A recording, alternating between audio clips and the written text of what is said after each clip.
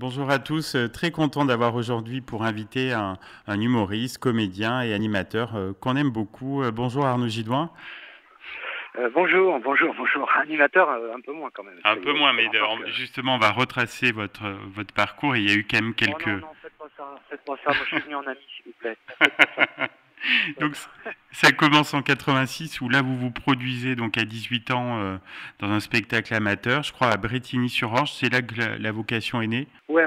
Enfin, bien Bien avant, parce avant. que j'ai commencé avec... j'ai de la chance d'avoir eu un maître d'école, ce qui vous dit à peu près l'âge que j'ai. C'est-à-dire qu'on est sur les curseurs 50 et plus. Oh, Donc de ça peu, de intéressera peu. absolument pas du tout vos jeunes auditeurs, mais ouais, c'est ça. Moi, j'ai un maître d'école qui, à chaque fin d'année, nous faisait un spectacle. Que vous soyez nul ou très bon, vous aviez quelque chose à dire ou à faire ou à jouer dans une pièce de théâtre à la fin d'année. Alors ça pouvait être Barbe Bleue, ça pouvait être Les Trois Petits Cochons, ça pouvait être La Révolution française. Mais j'ai donc joué voilà 3 ans ou 4 ans de suite. J'avais quoi 7 ans à l'époque. Et voilà, j'ai pu jouer juste avant de rentrer en sixième avec ce maître d'école dans mon petit village. Donc ça c'était chouette. C'est la vocation qui est venue d'ici, quoi. D'accord. Vraiment. Et après ça m'a plus lâché. Quand Donc je faisais des conneries en terminale, j'ai eu mon prof de terminale en histoire qui m'a dit c'est bon, au lieu de faire des conneries, tu vas venir dans mon cours de théâtre et tu vas commencer à bosser. Et c'est là que ça s'est passé. Après, il y a eu le déclic et voilà. Et vos vrais débuts professionnels, c'est en 1992, avec donc sur différentes scènes, votre spectacle Bonjour l'ambiance. Ça a été facile Ouais. à monter. À l'époque, on était bien mieux sans Twitter surtout, Hmm. mais il n'y avait pas tout ça, donc c'était très dur d'avoir du monde dans la salle. Donc parfois je jouais avec 3 personnes avec qui je finissais par dîner, du coup. Mais c'était ça qui était génial, c'est-à-dire que nous on tractait, les gens se souviennent plus, on tractait à la sortie des théâtres, à la sortie des escalators. Oui, c'est notre époque. Mon pauvre tract, venez me voir s'il vous plaît, sinon je mange pas. Enfin, c'était des trucs assez fous, quoi. C'était assez lamentable. Mais c'était ça la vie. Il fallait se battre, il fallait avoir du monde dans la salle. Moi j'ai commencé à jouer devant 3, 7. Et puis les 3 ou les 7 en parlaient à 3 autres personnes. Et puis voilà, mais Oui, le bouche on à oreille. finissait complète. Hmm. Voilà, c'est le bouche à oreille vraiment qui Hmm. marchait. C'était très compliqué à l'époque, mais après, je pense que ça venait aussi du cœur.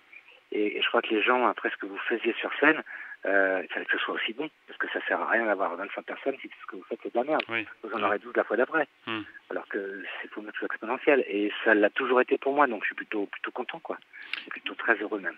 Donc ensuite, il y a eu la troupe, la bande originale, et c'est comme ça, je crois, que vous êtes fait remarquer par le producteur Gérard Louvain. Ouais, c'est ça. En fait, on jouait au Trévise, on était parrainé par Gustave Parking, qui jouait du mardi au samedi. Et nous, au début, on jouait tous les lundis à 20 h. Et on se souvient à l'époque, c'était 10 francs à l'entrée, donc 1,50 € en gros, et sorti en libre participation. C'est-à-dire que chacun mettait ce qu'il voulait. Donc c'était hallucinant, on peut même plus faire ça maintenant, quoi. Oh non. Et c'est vrai qu'on a fait le spectacle, et puis Louvain est venu. Et puis après, il a ramené Moujotte. Et il a dit à Moujotte, à Étienne, il dit regarde, ce mec-là, il serait peut-être pas mal pour le nouveau jeu qu'on prépare. Et j'ai passé les essais, et voilà, quoi. Donc oui, on en Mais vient à la télévision. Oui, il y a eu pas mal de choses. La première, donc c'était les pourquoi de Monsieur Pourquoi, non? 95, Hmm. juste avant le JT de Patrick Poivre d'Arvor. C'était assez ouf de faire partie d'un des premiers programmes courts, Oui. presque pas de l'histoire, mais de l'époque, quoi. Alors, il y a eu des Shadocks, évidemment, mais j'avais rien à Shadok, quoi, tu vois.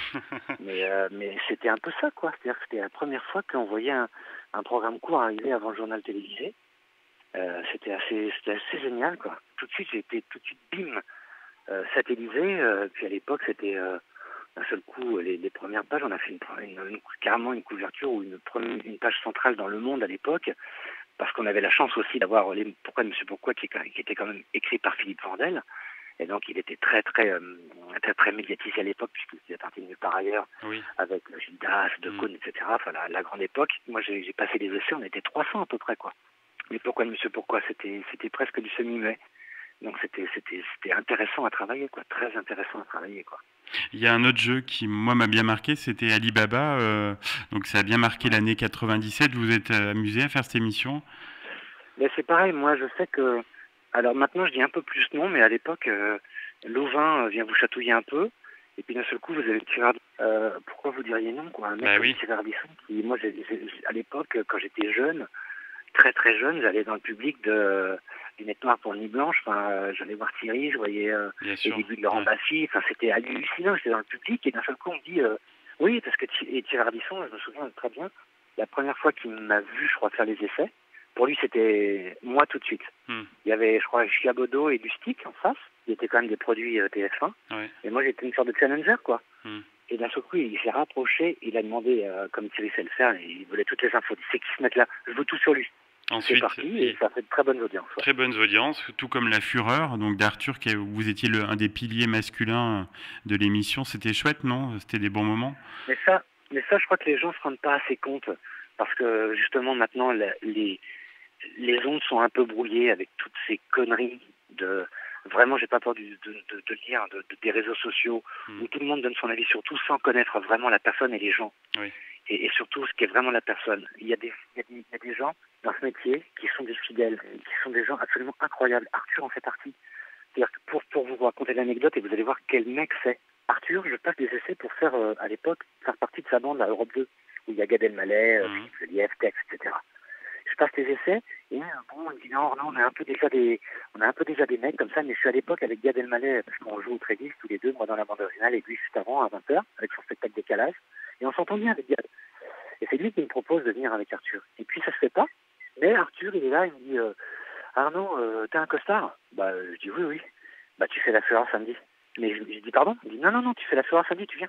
C'est une fidélité, c'est-à-dire que je le croise, et à chaque fois, c'est des mecs qui croisent nos vies, qui ont croisé ma vie, comme Laurent Ruquier, comme c'est des gens qui sont extrêmement importants pour moi. Moi, je suis fils d'ouvrier. Je n'avais rien pour rentrer dans ce métier, si ce n'est une forte envie, une forte motivation, alors peut-être un talent, mais en tout cas, j'avais très très envie de ce métier. Et on dit toujours, enfin moi j'aime bien le croire, qu'on est choisi par ce métier. Mais il y a aussi des rencontres, ce métier c'est de rencontres.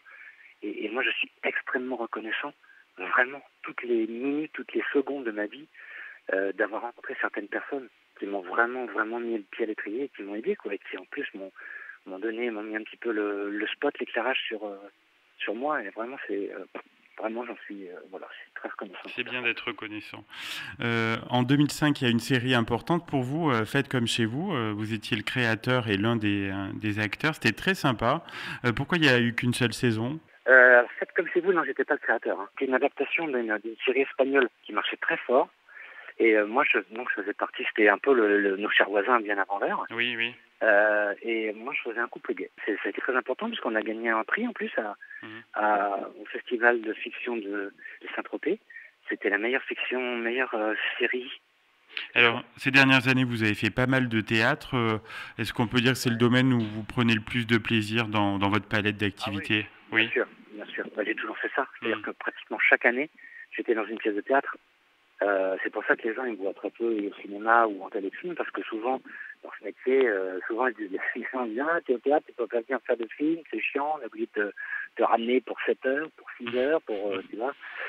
Et alors qu'en fait, ça peut très bien se passer comme ça, c'est-à-dire qu'on peut très bien jouer au cinéma la journée et jouer au théâtre le soir. Mais c'est vrai que moi je mets ça à 100%, c'est mon truc, quoi. C'est pour ça que récemment j'ai créé avec ma femme, Gaëlle Gauthier, un duo qui s'appelle Un vrai couple. Et on raconte notre histoire sur scène et c'est vraiment très drôle. Et on va remonter l'année prochaine sur scène. Ouais, parce qu'on l'a joué en 2020, mais bien sûr, le Covid a tout arrêté. Oui, bien sûr. Tout a arrêté pour plein de choses d'ailleurs. On devait faire plein de choses, puis finalement, c'est décalé. Mais voilà, mais je ne veux pas vous arrêter dans votre chronologie qui est pour l'instant assez parfaite. C'est gentil. Non, mais j'allais terminer justement sur vos projets et savoir donc si à part ce projet de pièce, il y a d'autres choses à venir dans les prochaines semaines. Ouais, bien sûr, j'ai écrit une pièce de théâtre qui s'appelle La Maternelle et qu'on va jouer à Lyon avec Florène Prévost, Stéphane Metzger et Anne Bouvier, qui va aussi la mettre en scène. On va la jouer 56 dates à Lyon, au Théâtre de la Tête d'Or à partir de mi-novembre. Et en même temps, à partir de décembre, je vais jouer avec ma femme, on va reprendre Un vrai couple, mis en scène par Nicolas Nebeau, metteur en scène de Justin Lacloque, entre autres, et des coquettes. Voilà, on va reprendre ça. Enfin, vraiment, il y a du pain à la planche là, pour 2021, donc ce serait bien que tout le monde mette ses masques. Mais restons prudents encore. Putain, plus on sera prudent et plus Exactement. on arrivera à bout de ce truc. De toute façon, on vit avec. Donc, Eh ben, merci beaucoup Arnaud d'avoir participé à l'émission. Rigolez. Merci à vous. On vous souhaite plein de bonnes choses pour les prochaines semaines.